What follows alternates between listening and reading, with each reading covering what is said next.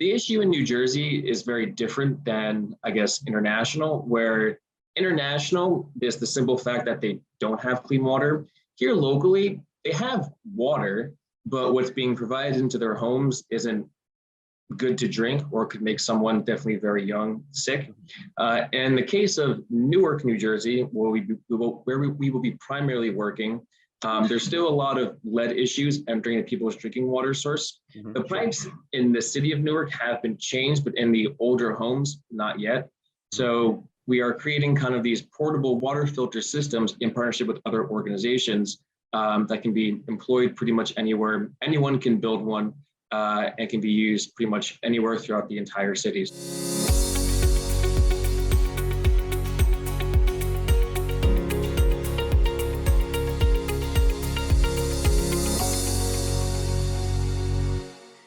Okay, ladies and gentlemen, welcome back to the Passive Cash Flow Podcast. I'm your host, Aaron Fragnito, and you are listening to the podcast that talks about real estate and all the intricate details of how people passively and actively invest in real estate to make it work. We have guests on our show. We have different topics that sometimes I talk very in-depth about as your host, Aaron Fragnito of the Passive Cash Flow Podcast. And we have an amazing guest today, James Leitner with Mission Clean Water. James, how are we doing today? I'm doing very well, Aaron. Thank you so much for having me. I appreciate it. Absolutely. Now, James, we had met actually at the Rotary Club, I think it's Scotch Plains, New Jersey, probably 3-4 years ago, and a great Rotary Club there. They are a ton of fun. I'll tell you, if you're looking for a fun Rotary, check out Scotch Plains there. And but we had some good times there, and you put on a very impressive presentation. And you were an even younger man then, and I was impressed with what you had accomplished. And so, a very exciting mission you have here. What does Mission Clean Water hope to accomplish, and what are you accomplishing? Sure. And so, Mission Clean Water, we're a 501c3 nonprofit organization working to provide people with clean, accessible drinking water, as well as proper sanitation. And so when we talked previously, most of our work was international in Uganda, which still is, but for 2022, we were beginning to do some domestic clean water efforts as well. Very cool. Very cool. Yeah, when you did your presentation, I was amazed at what you had done to spark focus on, get attention to the topic, right? Because I think one of the hardest parts of nonprofits is to get on the big screen, like St. Jude does at all the football games, right? So how, getting there. And I was amazed at what you had done to get notoriety and talk about that, what you had done there. Gain notoriety is definitely challenging as a small nonprofit organization, definitely trying to grow, which is similar to any small business trying to make the next steps forward. I think what assisted with my notoriety is I've always wanted to be an organization that, experiences steps one until the very end. So I think people recognize the importance of being a part of the entire process, as well as kind of just the simple notoriety of people knowing that clean water has been a significant interest for me for forever, pretty much. It's what I kind of tailored my college experience and degrees and majors for, as well as I think people also recognize that going the nonprofit entrepreneurial route is unorthodox and not expected. So I think, like you said, we met 3 or 4 years ago, still here working hard on the nonprofit efforts and going forward, people recognize all right, this is a grind going forward. He's consistently working more than a full-time work environment towards it. He's serious about it. And as a result, individuals like Rotary, as you said before, and Scotch Plains, or businesses and community members all right, he's serious about this. Let's see how we can help out and help this individual as well as this nonprofit grow to where they want to be. Yeah, it was incredible. And then I had donated because I was so inspired by your cause. And then Mission Clean Water, once they get accept those donations, what do you go ahead and do primarily with those donations? Sure. So at least for specifically when you donated at the time, most of our efforts were specifically in Uganda, which is in the continent of Africa. Mission Clean Water kind of focuses around the idea that clean water is not a new issue, but 60% of all clean water projects fail within their first year of operation. So Mission Clean Water tries to create new approaches towards clean water efforts And so specifically with your donation, as well as for if someone donates today, a lot of those efforts are created to focus on community-based clean water projects. So, taking a community like, for example, Berkeley Heights or Scotch Plains, like a town level, and figuring out what could be the best clean water solution for them, whether rainwater collection, groundwater exploration, or protecting a local spring for natural water safety, and then using it to distribute clean water throughout the entire community.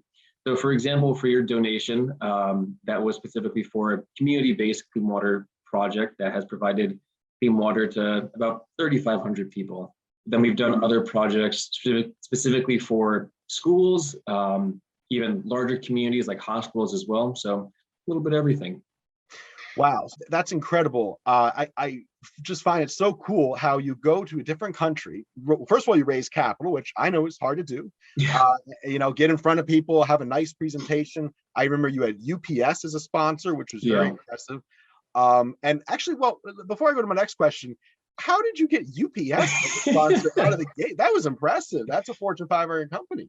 That was, similar to how we mentioned before, when community members see that you're serious, they're like, all right, let's try and help out as much as we can. And for myself, growing up in Scotch Plains, I'm fortunate to live in a connected community.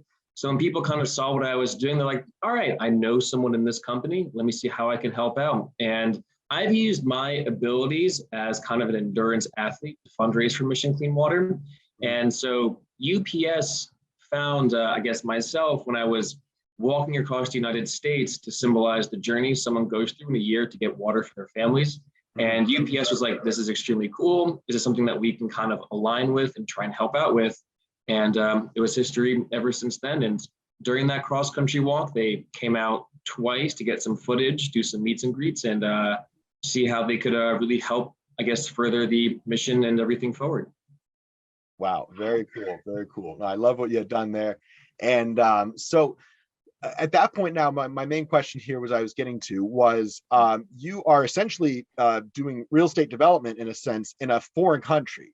I have a hard enough time doing it in Newark, New Jersey, or so how do you even start with that? Going to a third world country and doing a project there, moving the capital over. I know there's a process of moving over the capital, going there yourself. That's a dangerous thing. There might be people there with bad intentions that know you are worth money and could be kidnapped or something. How do you even go about doing this? Sure. There definitely are challenges, and it's definitely very different. And, in the end with our projects, it's an infrastructure project. We're putting specific things in place that need to be managed and taken care of and looked over. Similar to a real estate project, you need people to make sure your building's not going to fall apart or anything like that.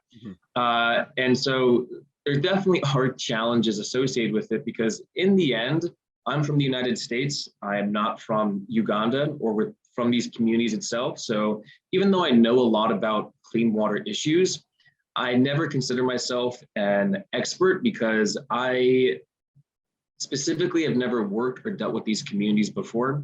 So I'm fortunate to have a team in Uganda.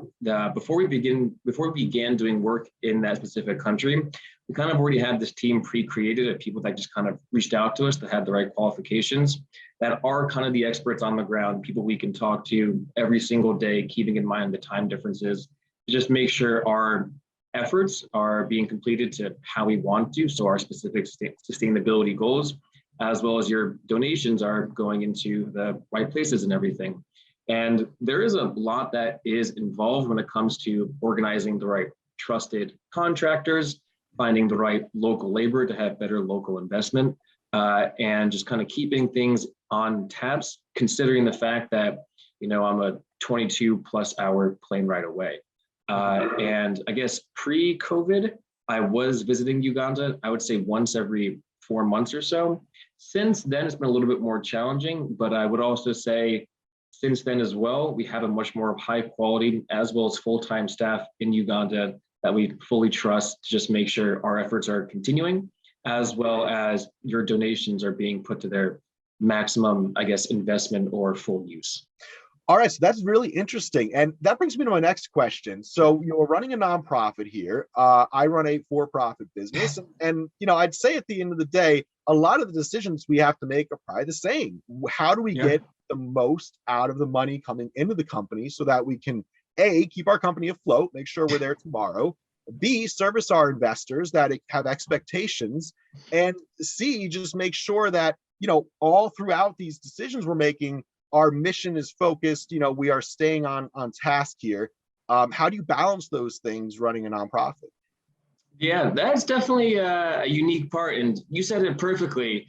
In the end, a nonprofit is still a business. We need to operate and function just like how any other business will. The biggest difference mainly is that when someone interacts with a for-profit company or for-profit business, they're expecting a good or service in return. While for a nonprofit organization, there's kind of the assumption that you're donating, not necessarily getting something back in return besides kind of the social good of doing something positive. You're expecting us to kind of follow through with our mission. So a lot of what a nonprofit does have to complete is a combination of what all businesses do with marketing, business management structure, fundraising, or I guess business development, and kind of outreach to people so people know that we're there. But a lot of it is also kind of on the storytelling elements where we need to make sure that we are sharing with yourself the impact that you're making, considering the fact that where your donation is going, at least as of right now, is international. Compared to domestic nonprofit organizations, you are able, so if you donate, to example, for Habitat for Humanity, if you really wanted to, you could drive there and see the impact that they're making. Mm-hmm. Compared to an international nonprofit, it's a little more distant. So you're kind of relying on our ability to storytell, to share the impact that you're making, to hopefully improve kind of our donor retention rate, or to kind of have a repeat customer pretty much. Mm-hmm. As well as for a nonprofit organization, for a for-profit company, you guys are able to kind of keep everything that people give to you based on your overall mission and expectations. While for a nonprofit, if someone gives us $100, for example, there's kind of the expectation that a majority of it is going towards the overall mission, while a smaller percentage is going towards kind of those admin costs. And every nonprofit organization has their own balance of what that, percentage difference might look like. So, in the end, we're kind of relying on doing all the aspects that businesses have to do while really enhancing that storytelling.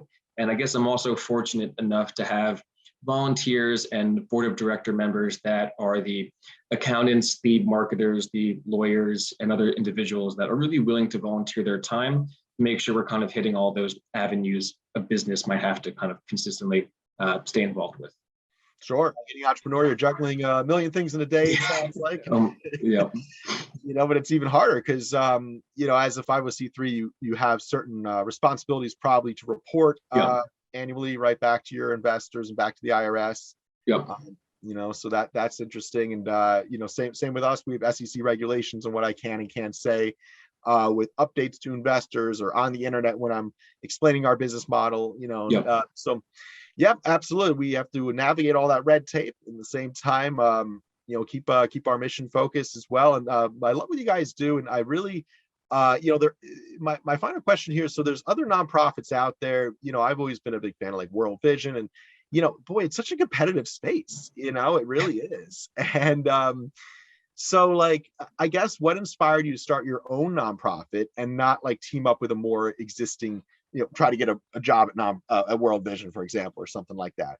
Sure, that's an excellent question, and it is interesting once you get involved in the nonprofit world. Once there's kind of the realization of how competitive it actually is, because we all kind of have the same mission. We're all trying to benefit people without clean water or proper sanitation or homeless issues, so on and so be it.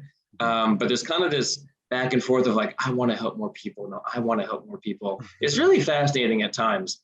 But the reason Mission Clean Water was really created was because after I completed that cross-country walk, there was kind of the question of what's next. And it was the decision of, do I just kind of propose another crazy endurance challenge and submit the idea to an organization like World Vision and let them use their marketing and advertising capacity to use me as like a vessel for fundraising pretty much, or kind of go the own route of creating my own full organization and seeing the entire process from start to finish.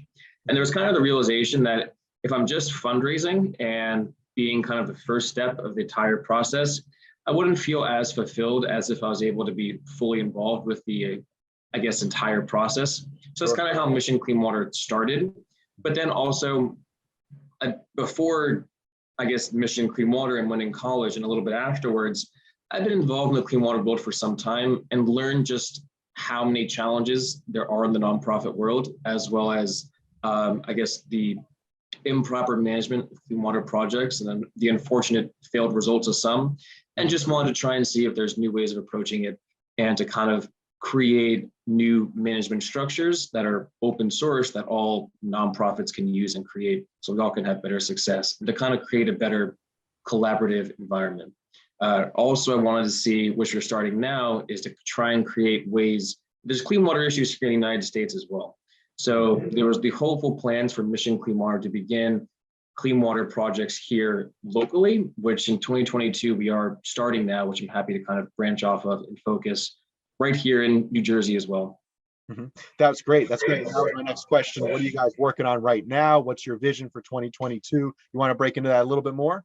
Sure, definitely. So for 2022, we're still kind of planning our clean water efforts over in Uganda. We're very happy and very fortunate to have a full-time staff and efforts there of people from Uganda that can kind of continue our clean water efforts there locally.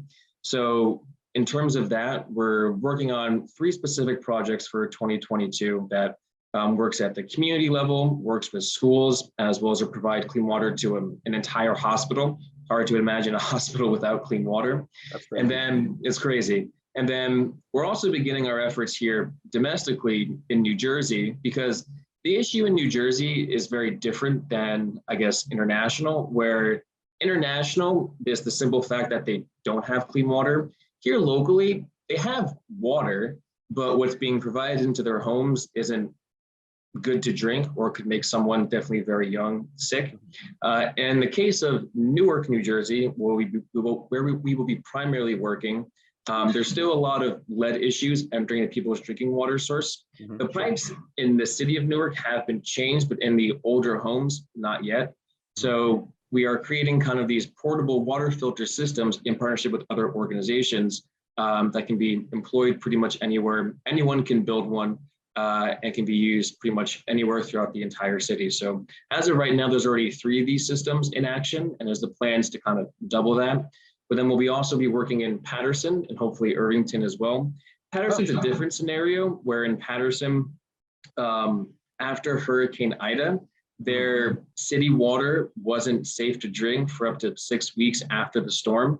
So they're looking at kind of using this water box system as a way of combating disaster relief and having it in kind of emergency situations, considering when being told to rely on bottled water for 6 weeks and you're not on the highest in the income scale, can be very challenging over time, because not only using it for drinking water, but also washing, cleaning, bathing, and so on. No, I know that Hurricane Ida really nailed Patterson. We had some challenges there with a few of our properties, and obviously Newark's been more in the news about the drinking water issue there. Sure. And it's just amazing what you're doing now. Is this going to be offered more at the faucet in everyone's kitchen, or is this at the city level, like at the water plant?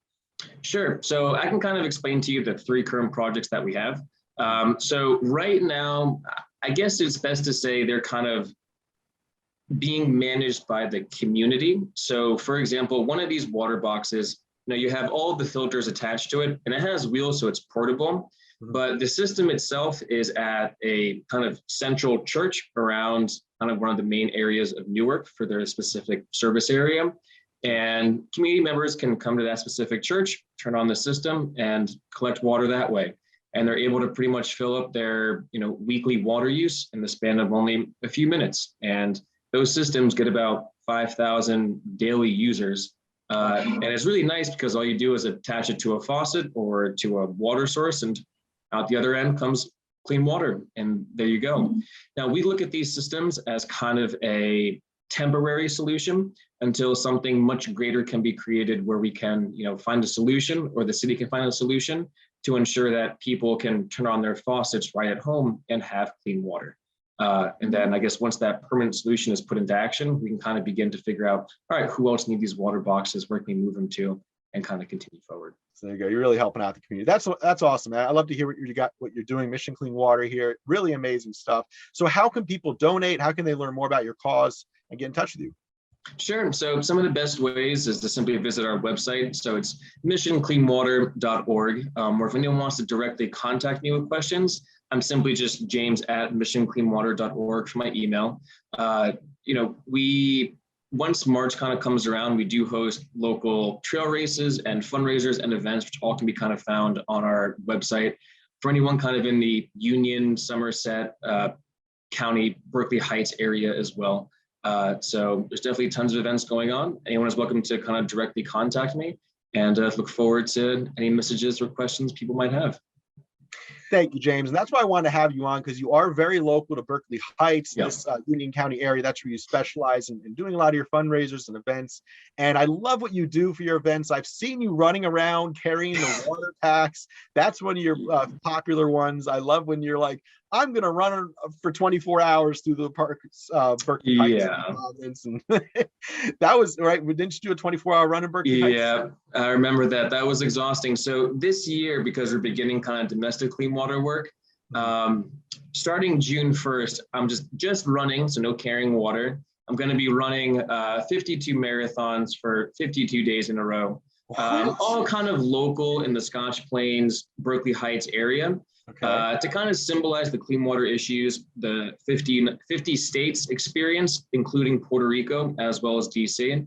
And the overall plan is there'll be kind of like 5 locations I run at. And at the end of those 5 days, it'll reset. So for example, Scotch Plains, Westfield, Berkeley Heights, New Providence, Summit, and then back to the top, Scotch Plains, Westfield, and so on, just to make it easier for people to come join me. And if, for example, you guys are like, hey, I got an hour lunch break and James is a few minutes away, let's go walk with him for a mile or something like that, just to kind of keep the community aspects continually there.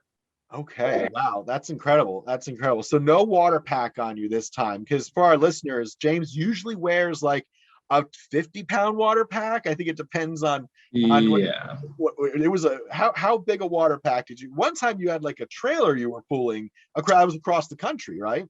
Yeah, so for that cross-country walk specifically, attached to my waist was 10 gallons of water that I didn't drink from, because it was meant to symbolize what a family goes to get water for everyone, because 5 gallons is enough for one person a day for all their water needs. So 10 gallons was enough to kind of symbolize a family.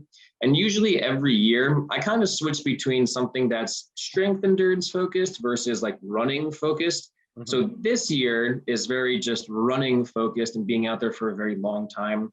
Last year, and the year that you're also talking about, it was more about the symbolism behind carrying water.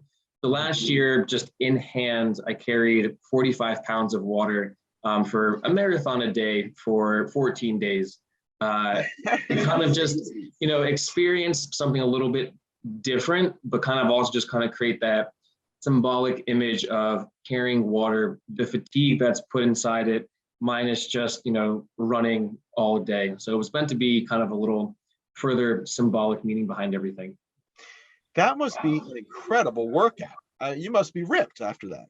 I'm described as very lean, but definitely so. It's very interesting, mainly because depending on what I am training for, my body is definitely constantly changing. So for example, for that event, I was definitely much stronger, much more upper body heavy. This year, because it's so running oriented, I've definitely cut down on that weight just to kind of be able to carry myself for 6 hours a day nonstop, or for a marathon a day. So it all depends on what I'm training for and kind of how my body chooses to fluctuate, but nutrition has been extremely important. I feel like we should have started the podcast with like, here's a guy who ran 52 marathons in 52 days, or he carries 45 pounds in each hand and runs a marathon like every Wednesday he wants. Crazy stuff, man. I know I'm mixing up a couple different stories there, but you're good. We'll do a post podcast once those 52 marathons are done. There you go. I love following. I love what you're doing. And what's your website one more time? So the website is simply missioncleanwater.org. Excellent. Thank you so much for coming on, James. And thank you to our listeners for enjoying this podcast. Hopefully you enjoyed a little bit of a change of topic here, talking about the nonprofit side of business. I think, James, it was amazing how you gave us some insight into running a nonprofit and the entrepreneurial side of it, and the passion you have to show every single day for this. And at the end here now, explaining to our listeners about how you run what is it? How long is a marathon again? 26.2 miles. 26.2 miles. Now, I did a half marathon twice. I'm going to say that counts as a full marathon. What do you We'll give it to you. Yeah, I'll get you a medal. Okay, thank you. That's all I want is a medal. That's all I want. There you go. A handout. No, amazing. So excellent story. I love what you guys are doing here at Mission Clean Water. Go to missioncleanwater.org to learn more and make a donation to what James is doing here. And check out his runs. Check out his events in Berkeley Heights and Scotch Plains, all over Union County and Essex County. You're active as well. So very local here, a local nonprofit. And of course, if you're in Berkeley Heights, visit us at People's Capital Group as well. We're over there next to the Trap Rock Brewery. You could come by, and actually you'll need an appointment, but we help people, of course, passively invest in real estate throughout North Jersey. And we've been doing this for about 10 years now, People's Capital Group. So you can go to peoplescapitalgroup.com. You can learn more there about how we focus on the North Jersey market and how we help people that maybe are not invested in real estate learn more about how to get invested, how we execute our buy, renovate, reposition strategy, and how those passive investors build wealth over time and earn cash flow. You can learn more about that in our other episodes of the Passive Cash Flow Podcast, and you can get more information at peoplescapitalgroup.com. Thank you so much, James, for joining us, and thank you to our listeners as well. Thank you.